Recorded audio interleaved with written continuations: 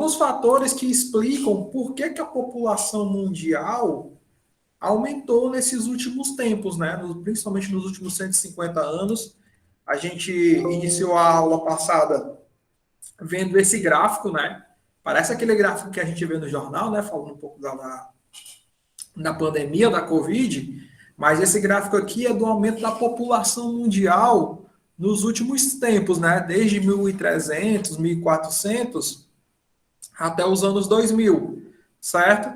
E aí a gente vai tentar entender como é que a população do mundo aumentou e quais foram os fatores que fizeram com que essa população mundial aumentasse, certo? A gente viu um pouco sobre alguns conceitos, né, demográficos, a gente viu sobre o que era população absoluta, densidade, taxa de natalidade. Isso aqui é tudo termo, pessoal, que cai no Enem, certo? Cai em Enem e cai em outros vestibulares que vocês forem fazer. Taxa de natalidade, taxa de mortalidade, o que é crescimento vegetativo, esperança ou expectativa de vida, né? A gente viu tudo isso na aula passada.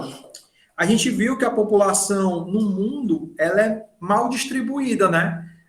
Por que ela é mal distribuída? Porque existem locais que tem muita gente morando num espaço pequeno e existem outros locais, outros países que tem um espaço territorial muito grande e tem poucas pessoas morando, né? Eu posso comparar dois países de primeiro mundo, né? Dois países desenvolvidos. O Japão, né? A gente vê como é o Japão, né? A gente vê em vídeos, né? Que tem uma densidade demográfica muito alta. Por que tem uma densidade demográfica muito alta? Porque é muita gente morando num local pequeno, né? Num espaço pequeno. E eu posso comparar o Japão com o Canadá. O Canadá tem uma área territorial muito grande, certo? Está entre os 5 países maiores do mundo em questão territorial. Só que lá vive bem poucas pessoas, né? Se eu não me engano, acho que não chega nem a 10 milhões de pessoas a quantidade de habitantes que existe no Canadá. Olha a diferença. O Canadá, com essa extensão territorial imensa, né? A gente pode até ver aqui no mapa, e tem poucas pessoas morando, ao contrário do Japão, né? Que tem uma área bem pequena, mas tem uma grande quantidade de pessoas morando. E a gente viu também na aula passada que existem alguns fatores que explicam isso, né? Por que um país pequeno mora tanta gente e um país tão grande mora tão poucas pessoas. A gente viu que um dos motivos é o clima, né? O clima lá no Canadá é um clima que é extremamente frio, né? Tem apenas uma pequena parte do Canadá que tem um clima mais temperado, né? Que tem um clima mais ameno. Mas a grande parte do Canadá passa praticamente o ano todo coberto por gelo, né? E o clima não favorece com que a população viva nesse país, certo? A gente viu que as guerras também contribuem muito, né? Para que pessoas saiam do seu país de origem, né? Para que possam conseguir melhor condições de vida. A gente viu quais eram os locais do mundo, quais são as regiões do mundo que são mais povoadas, né? A gente viu que nessa zona temperada do norte, né? Essa área aqui acima do Trópico de Câncer, a gente vê que tem uma grande quantidade de pessoas morando, né? Essa faixa aqui, essa faixa temperada, onde a população do mundo se concentra, certo? Em segundo lugar é a zona intertropical, né? Que é essa área aqui abaixo da linha do Equador, entre a linha do Equador abaixo e acima, né? Logo abaixo e logo acima a linha do Equador. E por fim, as zonas polares, né? As zonas polares é onde apenas 3% da população mundial está concentrada, né? E a gente viu que um dos motivos também é principalmente o clima, né? A gente vê que no Polo Sul e no Polo Norte, lá é frio, né? Frio extremo o ano todo e as vegetações quase que não existem, né? A gente vê que principalmente no Polo Norte, no Polo Sul também, mas no Polo Norte a gente vê que a vegetação ela é bem escassa, né? A gente quase não vê vegetação lá. E aqui, pessoal, a gente vê um pouco, esse mapa aqui é um mapa, é uma imagem, né, uma foto de satélite do mundo visto à noite, certo? Olha como a gente... O que vocês conseguem ver aí, olhando esse mapa aí? A gente consegue, o que é que vocês conseguem visualizar nessa imagem? Ninguém pode dizer? Muita luz, né? Tem muita luz, mas o que é que a gente consegue ver? Ó? Quais são os países que estão mais iluminados aí? Quais são as regiões? Estados Unidos. Estados Aí Unidos, ali da Europa, né? Uma partezinha da Europa. a Europa, né? A gente vê que esses países, praticamente todo o país está bem iluminado, né? Agora, olha ali o Canadá, logo acima, ó. A gente vê que ele é um país de primeiro mundo, é um país desenvolvido, mas a gente vê que quase que não dá para ver. Dá para ver que nessa faixa aqui onde o clima é mais ameno, dá para a gente ver que a população está concentrada nessa região aqui, ó. E na parte que é mais fria extrema, ó, a gente quase que não vê luz, né? E a gente consegue ver também um pouco da desigualdade social, né? Ó. A gente pode observar aqui a região da África, né? Ó. Tem quase nada. Não tem quase nada de luz, né? A gente vê que a África, no grande parte do continente, ela é habitável, né? Ela tem um clima favorável. É um clima quente, mas é um clima que é favorável, a não ser no deserto do Saara, né? Se a gente observar aqui no deserto do Saara, ó, a gente não vai ver luminosidade nenhuma. Certo, pessoal? Então, nesse mapa aqui, a gente consegue ter uma boa visualização sobre isso, né? Sobre onde as pessoas estão localizadas no mundo. Aquilo que eu falei, que a grande maioria da população mundial está concentrada nessa região aqui, né? Ó, na região temperada, ó, comprova por esse mapa aqui, né? Ó. A gente vê que a Europa aqui praticamente toda está iluminada, né? Vemos locais mais frios aqui na Rússia, por exemplo, ó, e quase não tem, ó, quase não tem iluminação, porque poucas pessoas moram nessas regiões com frio extremo, né? E ali no Brasil, o Nordeste tá cheinho. Exatamente, né? Ó, e dá para a gente observar que é mais no litoral, né? Ó, o É. litoral está bem mais iluminado. Já a região amazônica, né? Ó, região do Amazonas, olha aqui como é que ela está, ó. Poucas pessoas morando, né, nessa região. Esse mapa que eu gosto muito porque dá para você visualizar bem onde é que está a população mundial, com exceção da África, né? A África a gente ainda tem aquele fator de extrema pobreza que nem todas as pessoas têm acesso à energia elétrica, né? Aí não dá para a gente ter essa percepção melhor da África, justamente por isso, porque tem países na África que são muito populosos, mas poucos têm acesso à energia elétrica, né? Infelizmente ainda nessas regiões. Beleza? Vou passar aqui. Ó, pessoal, aí a gente vai começar falando um pouco de como foi esse crescimento da população mundial ao longo dos séculos, certo? Ao longo dos milênios. Esse crescimento foi dividido em fases. A primeira fase é chamada de fase pré-industrial, certo? O que seria essa fase pré-industrial? Ela vai desde a Revolução Agrária, né? Que vocês viram lá com o Tiago, lá no primeiro ano, o Tiago falando que quando o homem deixou de ser nômade, deixou de ser caçador, ele continuou sendo caçador, mas a comida não era só da caça, né? Ele vai estabelecer moradia fixa, ele vai começar a plantar, né? A revolução agrária é quando o homem deixa de ser nômade, né? Deixa de estar andando pelos locais atrás de alimento e começa a plantar o seu próprio alimento, né? Então, a primeira fase da população mundial, a população do mundo vai começar a aumentar, vai começar a crescer a partir do momento que o homem estabelece um local fixo, certo? Ele vai lá montar suas tribos, né? Vai plantar lá o seu alimento. E isso começa em 8000 antes de Cristo e vai até o início da Revolução Industrial, certo? Então, a primeira fase desse crescimento vai começar aí, quando o homem se estabelece, tem o seu plantio e vai até a Revolução Industrial. Então, aqui a gente vê ó, que o crescimento é lento. A população mundial ela não vai crescer tanto. Por quê? porque apesar de ter alta taxa de natalidade, né, apesar de ter muitas crianças nascendo, também tem muitas pessoas morrendo. A gente viu na aula passada que as pessoas morriam por diversos fatores, né? A gente viu aqui, até por diarreia era fácil, né? Principalmente as crianças, né? Não tinha essa saúde, não tinha essa evolução na medicina como a gente tem hoje. E a expectativa de vida era baixa, né? Principalmente por doenças como ataque de animais, ou então guerras, né? A gente sabe que o ser humano, desde que se entende por gente, a gente sempre viveu guerras, né? Não só existiu a Primeira Guerra Mundial e a Segunda Guerra Mundial, né? Existiam outras guerras mais locais, e sempre existiu, né? Então, isso faz com que a expectativa de vida diminua muito, né?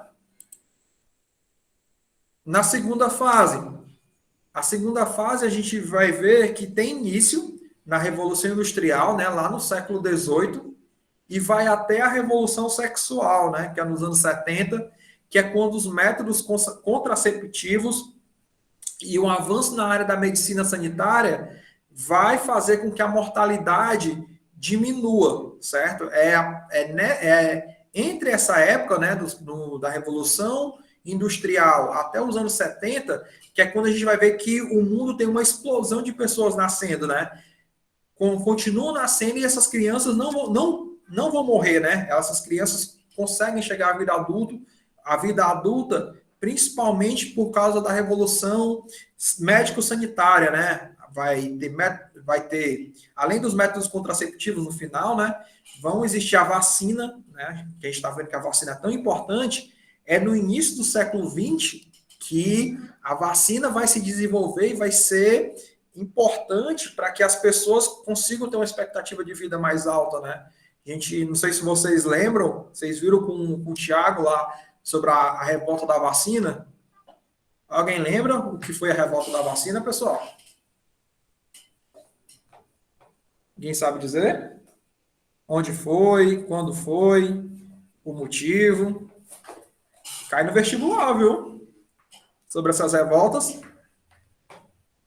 Tenho certeza que o Thiago passou para vocês, né? Sobre a revolta da vacina, a revolta da chibata, né? Principalmente no final lá do século XIX.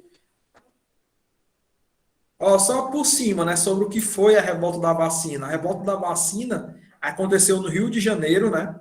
É no Rio de Janeiro quando está tendo um surto de uma doença que eu não lembro agora, e a população era obrigada a se vacinar, certo? A polícia chegava lá nas pessoas e você era obrigado a se vacinar para reduzir o surto de doenças.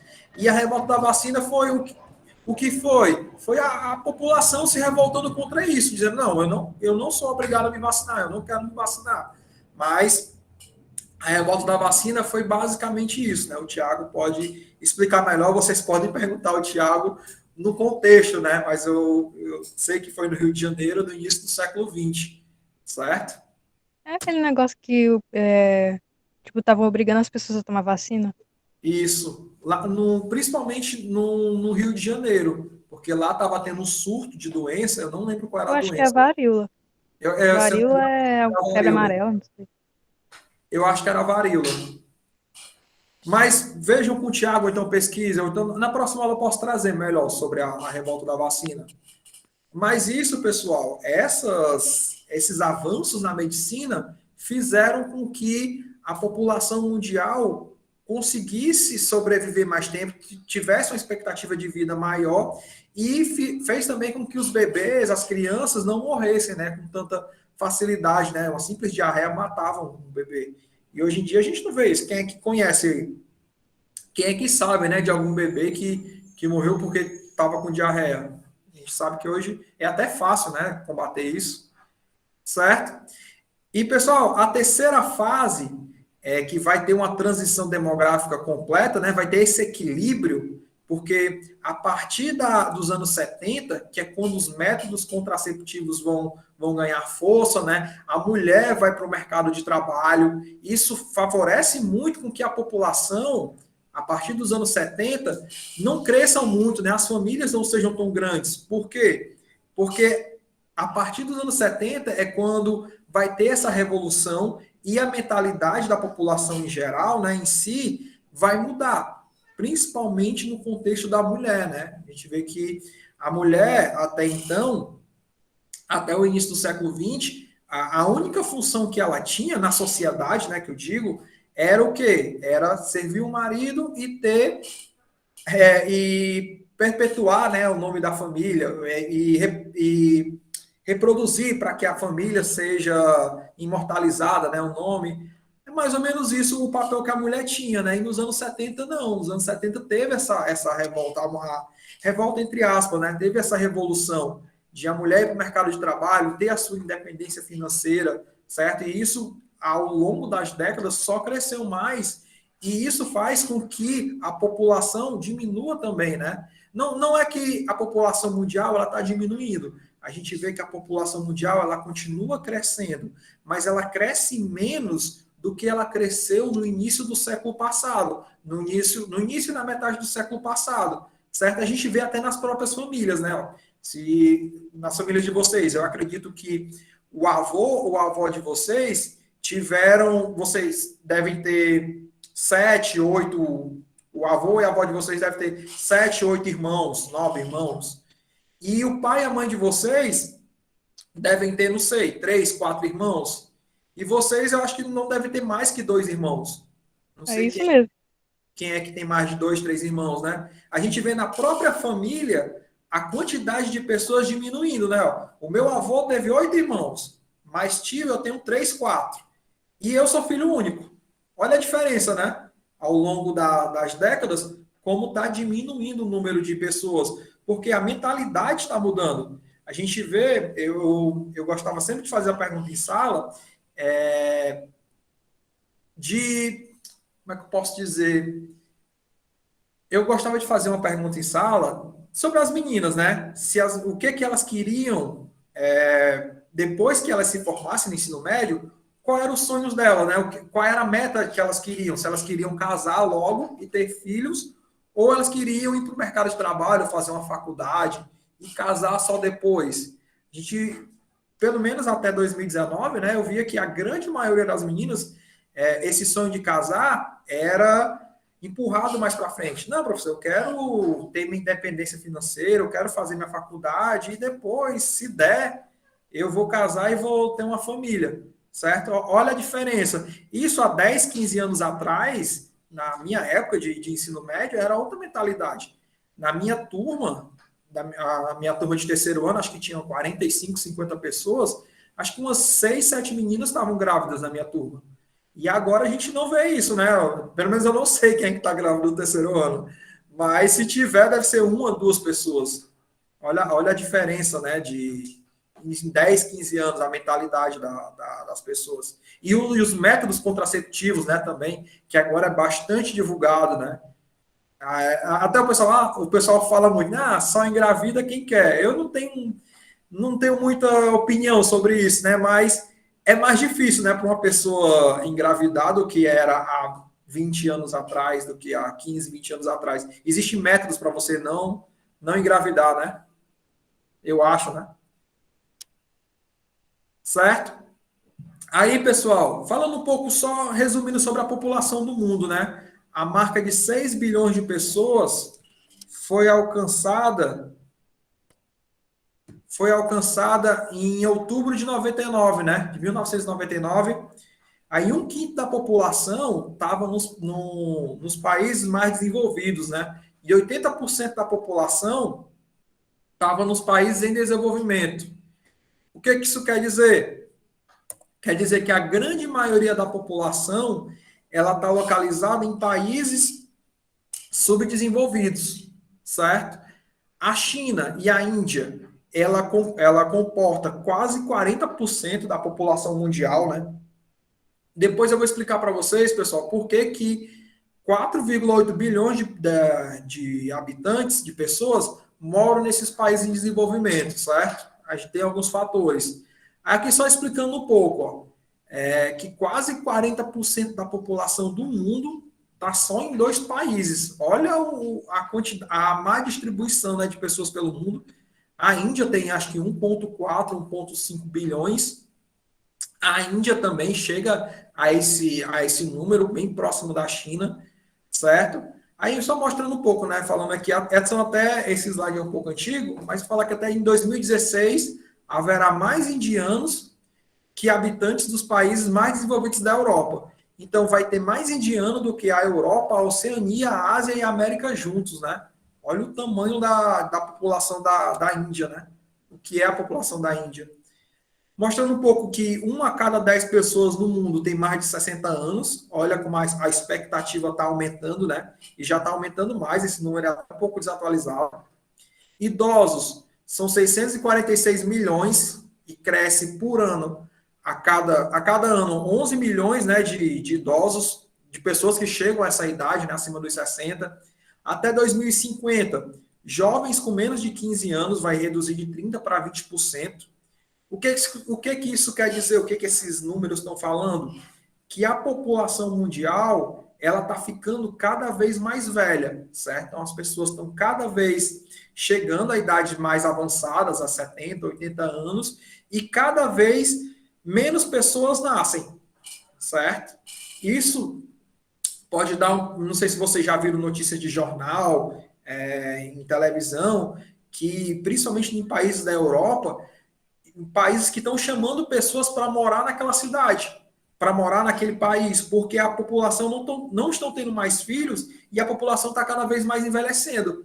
A população em alguns países da Europa é tão baixo o crescimento que eles estão com medo de a população começar a reduzir.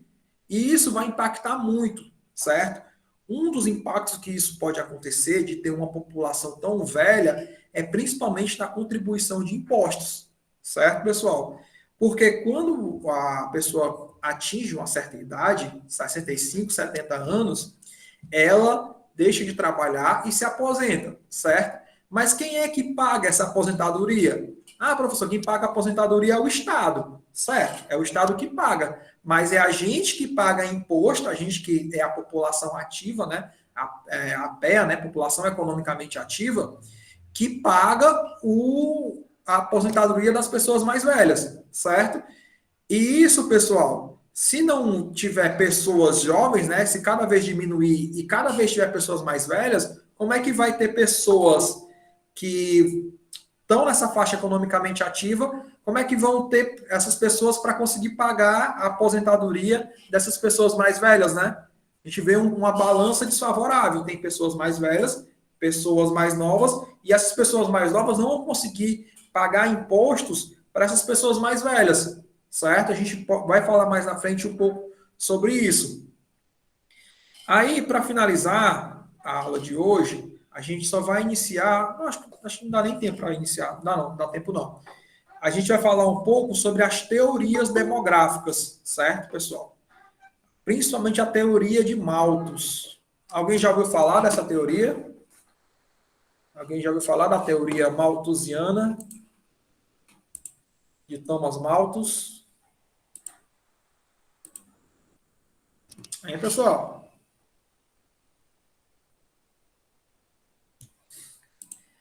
Pronto, na próxima aula a gente vai falar um pouco, mas tem um pouco a ver com matemática, certo? Sobre PA, sobre PG, mas aí a gente, na próxima aula, fala um pouco dessas teorias demográficas.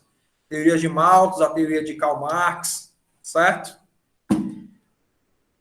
Isso, exatamente isso. Só resumindo, Alicia, a teoria dele, ele disse que a população mundial vai crescer em progressão aritmética, ou em progressão geométrica, e os alimentos em progressão aritmética.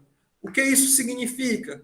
Que ia chegar um determinado momento, porque essa teoria é do final do século XIX, ia chegar um determinado momento que a população do mundo ia crescer tanto que não ia ter alimentos para todo mundo, certo? Não ia ter alimentos para todo mundo. Então, ele previu isso, ó, pessoal, do jeito que está aí, ó, a população mundial vai crescer tanto e não vai ter alimento para todo mundo.